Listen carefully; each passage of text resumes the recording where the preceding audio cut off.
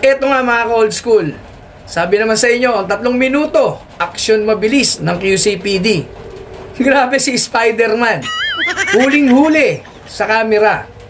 Ang maganda lang mga ka-old school, ito ay naaresto ng mga direktiba ng Quezon City Police District sa pamumuno siyempre ni Police Brigadier General Red Maranan.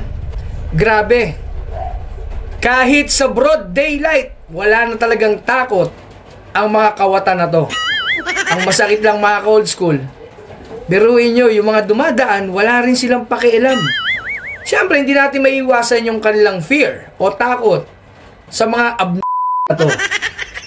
So, muli sa inyo dyan sa QCPD, maraming salamat po sa pag-aksyon ng mabilis para hulihin ang Grabe, no? Biruin nyo, kaya nyo maglagari, umakyat sa poste.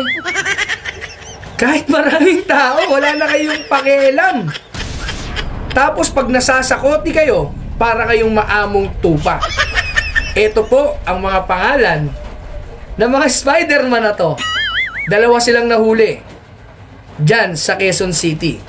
Muli, QCPD, District Director, Police Brigadier General Red Maranan, sir. Maraming salamat sa patuloy na pag-aksyon at pagresponde. At syempre sa ating NCRPO Chief, Police Brigadier General Jose Melencio C. Nartates Jr. Talagang dire-diretso ang pagsisilbi nyo sa Pilipino. Ingat!